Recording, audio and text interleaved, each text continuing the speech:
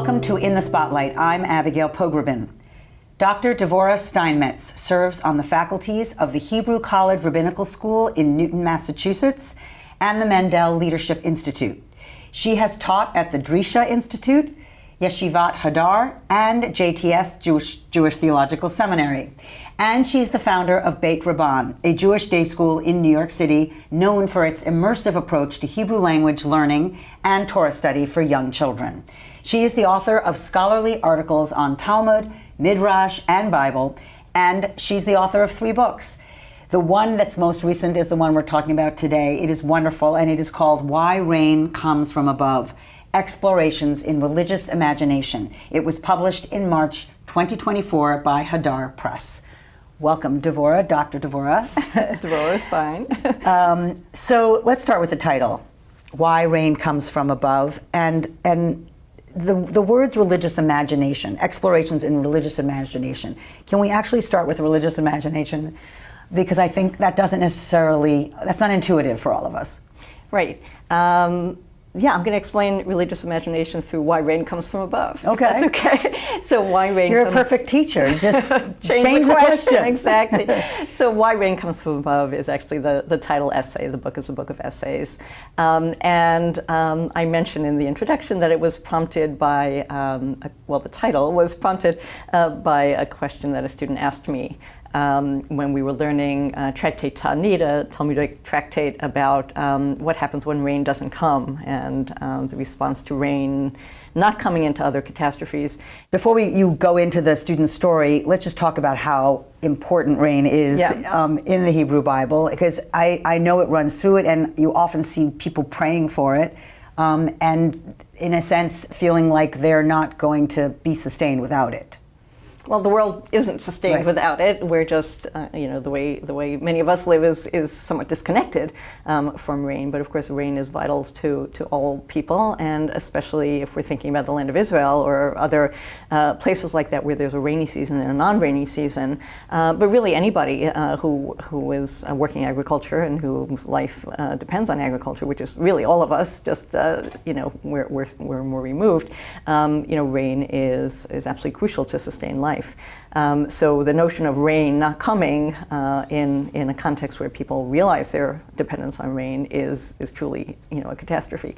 In that context, the Talmudic tractate talks about sort of what makes rain fall, and very much offers perspective of God sending down the rain, and specifically God sending down the rain or withholding rain in response to human deeds, good deeds or bad deeds, which is a biblical idea as well. And in that context, students said, did they tell all these stories? There are many, many stories in that tractate. Did they tell all these stories because they just didn't know how rain really falls? And I was sort of, a bit taken aback because it seemed like a kind of dismissive way to read older texts. And my sense is that that's not really why they told the stories, that they're not trying to write a book about science to explain why rain comes. And for whatever reason they are telling the stories, to me the main question is how we read these stories. And what I talk about in terms of religious imagination is a notion that we can kind of enter into biblical stories, rabbinic stories, prayer, ritual, from a place of, instead of saying, is this true? Does this describe the world as we describe it in our regular lives? Rather than doing that, sort of entering into an as-if experience of what if I sort of suspend disbelief and enter into what these texts are telling us, enter into the stories that they're telling us, enter into the ways of thinking that they're inviting us to enter into, and sort of temporarily parking our kind of rational understandings or scientific understandings of things and saying, what happens if we simply allow ourselves to enter into that experience? So that's what I mean by religious imagination. I think about that also in terms of prayer.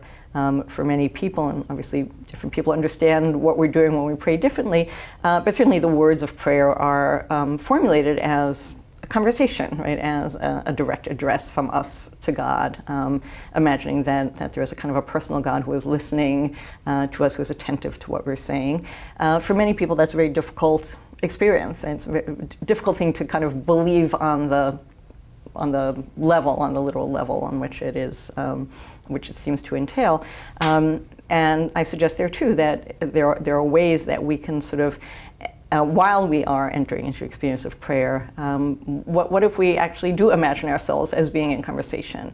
And that might be separate from what our kind of theology is. If you ask me, what my theology is, what I actually believe about God, listening to prayer, that might be one conversation. But the invitation to just kind of say, what happens if I just allow myself in the moment to enter into that experience of having a conversation, or the experience of entering into a story, or whatever it might be, the rituals, the stories, the prayers that we do.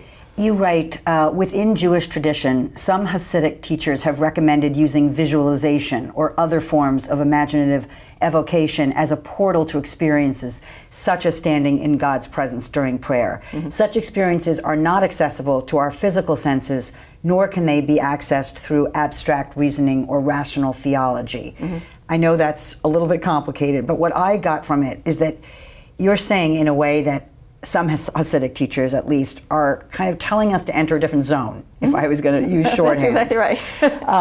And it feels like, in some ways, you're also identifying roadblocks that many of us have. Yes. So is that part of why this book, you chose to write this book? I mean, you're obviously a master scholar. For anyone who doesn't know, she is. So what was the gap you're filling with this book before we get to the essays specifically? Sure. The book really is, at its core, a book of essays, separate from religious imagination. I very much wanted to, as you mentioned, I've written a lot of scholarly articles and a couple of scholarly books, and I know that for many people, no matter how educated and intelligent they may be, scholarly books and scholarly articles are off-putting, if not for any other reason, for the copious footnotes that we have to write and sometimes want to write. And so I decided I wanted to write a book with no footnotes, and my commitment to to myself was no footnotes. I knew if I opened the floodgate to footnotes, they would keep coming like the rain. So it was like no, the rain. Exactly, like a deluge. There's gonna be no footnotes, and to see whether I could write in a way that was simply more inviting to people who are not interested in all the academic things. And so really, that's what I wanted to do. I wanted to take things that I had taught many times and make them available to people who are interested and might feel that it was more inviting to write in that framework.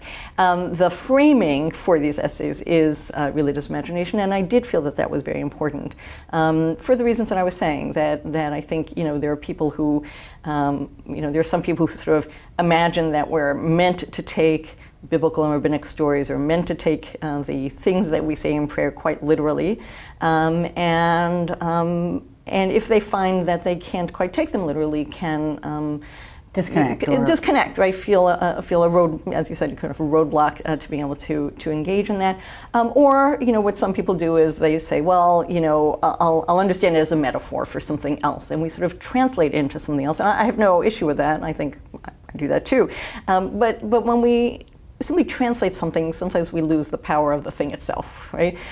Which is why metaphors are powerful, right? If we just wanted to say what we said, that would be okay, but metaphors grab us, like stories grab us, because they're offering a kind of an imagery and an experience that is different from what we translate them into. So I wanted to, to offer the idea that, separate from, disengaging or trying to engage by taking things, not literally, that what if we do take them literally, but not literally as factual, but literally as an experience, right? A story that we can kind of step into in this as-if way. And just because some people may not know you, can you, before again unpacking the first essay, just give us your Jewish bio in a little bit, on one foot, just so we kind of know who is this storyteller that we're going along with, because I think not everyone knows how you got to the point where you're writing such an erudite third or fourth book. Okay, third. Sure. I grew up in an Orthodox family, went to Orthodox day school. Actually, my graduate degree is in medieval literature. I wrote on both a pagan text and a biblical text, actually. What city did you grow up in? New York City. I grew up on the Upper West Side and pretty much have not strayed that far from there during my lifetime, except for periods of time that my family spent in Israel. And then I started teaching Jewish texts first at JTS, as you mentioned. I was involved with Hadar very early on, and I was very pleased when they were starting up their press again and invited me to publish with them. Wonderful. So let's go to the first essay. We're not going to do them all. I'd love to touch on two if we have time. Why rain comes from above. I think first part of what was so interesting is that it seems like the rain is coming from below. And you kind of follow the text almost like a detective would. How would you summarize it? I know it's difficult when it's as dense as it is. Yeah, so the just the question why rain comes from above, which my kids love to make fun of. They pretend it's a book about weather, but just the question is meant to try to spark curiosity, because of course rain comes from above. That's what rain is. It's water that comes from above. And what I try to say is, what if we actually allowed ourselves to be surprised by something that we take for granted, and to notice that water could come from anywhere. What makes it come from above? And that in a sense, the rabbinic texts that talk about rain do try to make that non-obvious, right? And they notice that actually in the biblical story, Genesis chapter 2, it seems that at the beginning of the created world, in Genesis 2, it was a world without rain. It was a world that got watered by this upflowing from the ground. And then the rabbinic texts imagine that at some point God sort of said, that was not a good idea. I'm going to change things. I'm going to make rain come from above. And the rabbinic texts offer several reasons that God decided to do that. And before you Sure. say that, I love this line. You say, rain in such a world is imagined as an intentional choice by a creator who could have made other choices.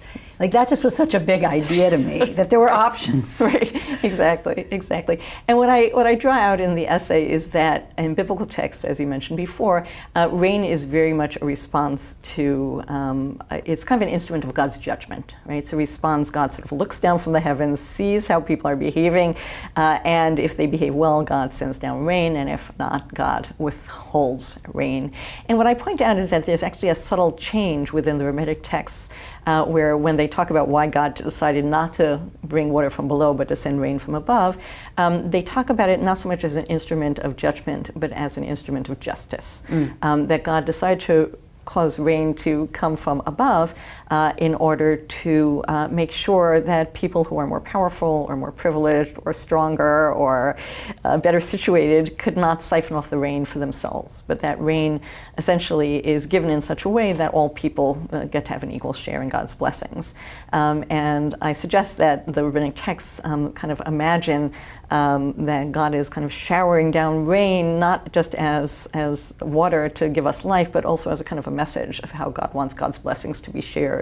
And More is democratically. that everybody should have a share in it, and that God is essentially kind of inviting us to look upward, to notice where rain is coming from, not only in the sense of recognizing our dependence, but and the fact that we're not in control of everything in the world, but also in a sense of trying to mirror the way God shares God's blessings, and trying to kind of mirror that in our own behavior of how we are obligated to share our blessings. And there's a kind of God looking down on us looking up at God through this vehicle of rain, which after all is a kind of a substance that comes down from the heavens to the earth, and imagining it as a message. Yeah. Sorry, what about the reasons for withholding it?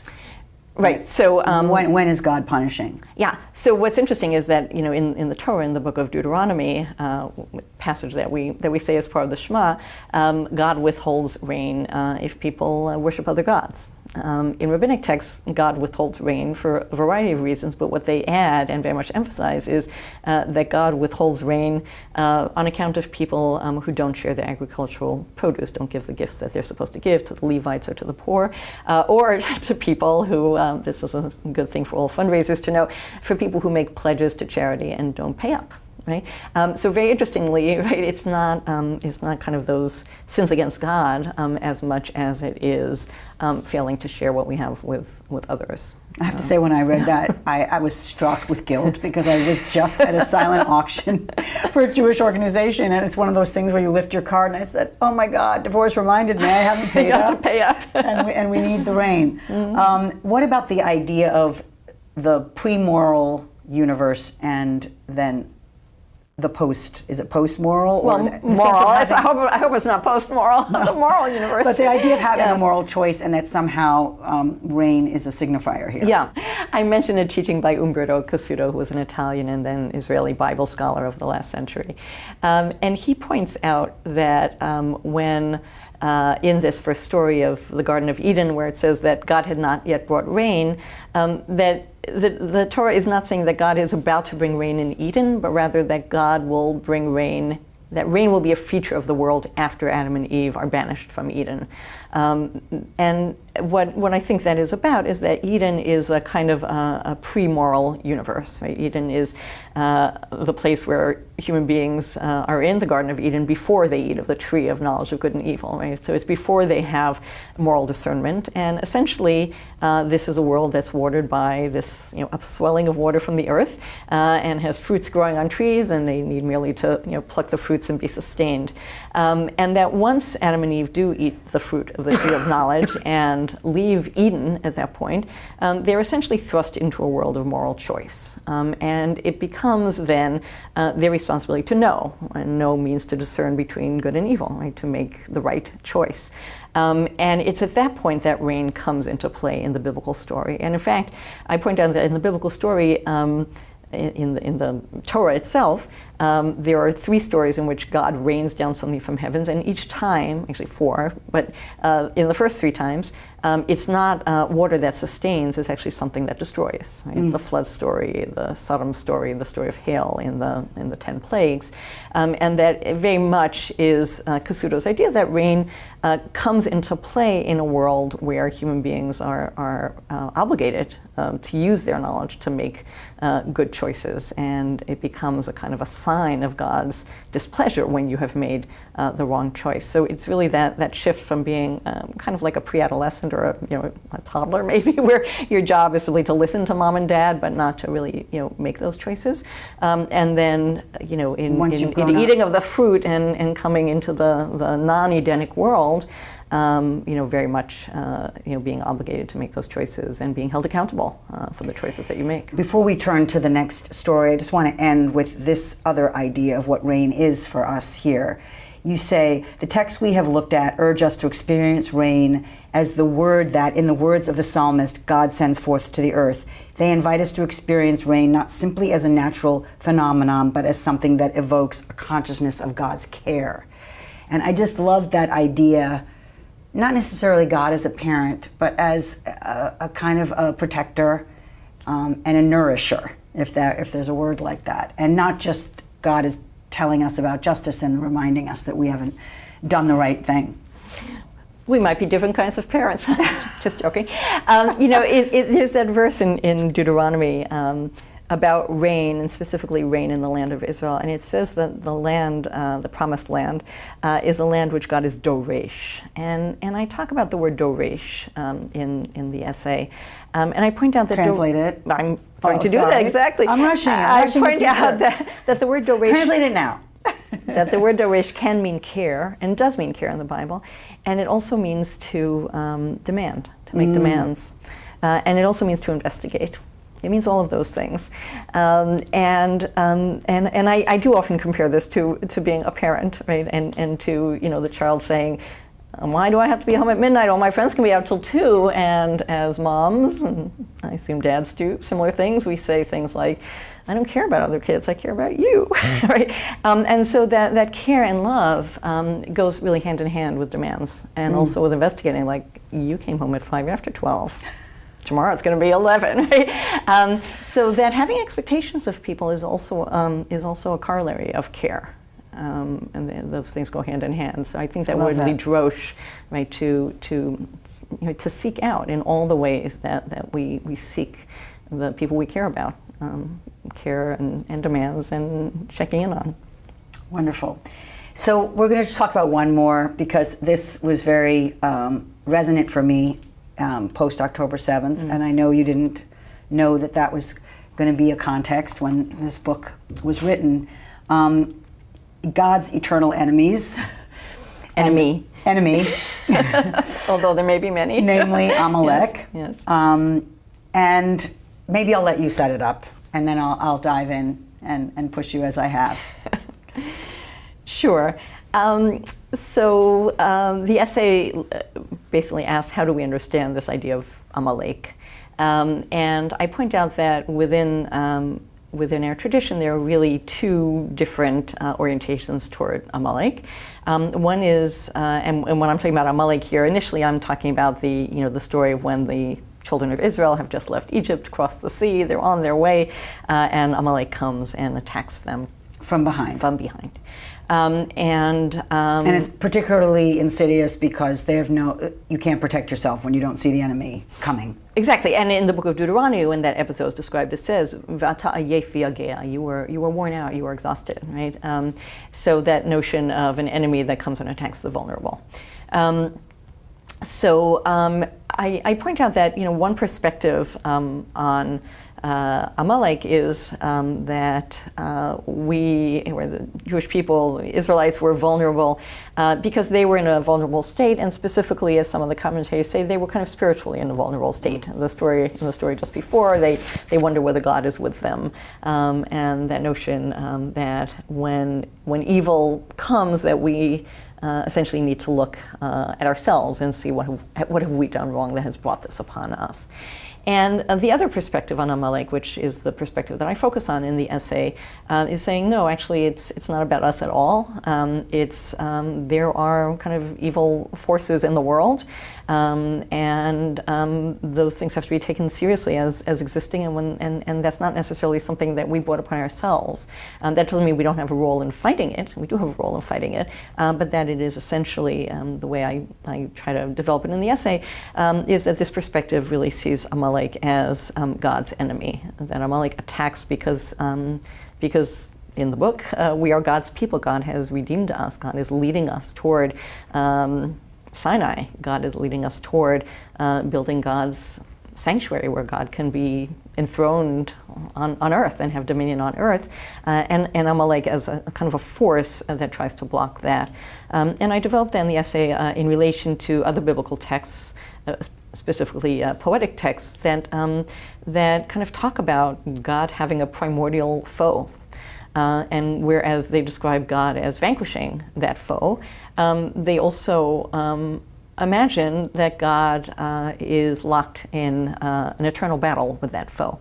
And I suggest that there's a kind of almost a mythic idea that can be very helpful to us at times, right? When we imagine the kind of traditional theology of God being all powerful and all good, and yet we see evil in the world. It's difficult to account for that evil. Some people would say, well, it's not really evil. We just don't have a full perspective on it. It's part of God's plan. Others might say, well, there's evil in the world because we have failed in some way. But neither of those really always takes account for the experience that we often have. And just had. And also have, even in situations where the evil is not human-made evil. Right? I just want to read, because you've talked about the internal and the external here. You say, these two understandings of Amalek, the internal and the external, mirror two contrasting perspectives on the presence of evil in the world. Yeah. It is, and then I'm jumping ahead a sentence, it is impossible to postulate a perfectly good God who is infinitely powerful and to account for a world in which evil is real. Either evil is an illusion, or God is not perfectly good, or God is not infinitely powerful. And it is difficult, and particularly, and I know I'm maybe over-contemporizing, but we end up doing that as contemporary readers, sure, to sort of say, like, what's happening with God here when evil seems to win? Is this about God's kind of run out of her power? Or is there a sense that I gave agency and now I have to step back, and you sort of are helping us with that conundrum? Yeah. As you said before, I did not write this essay with this in mind.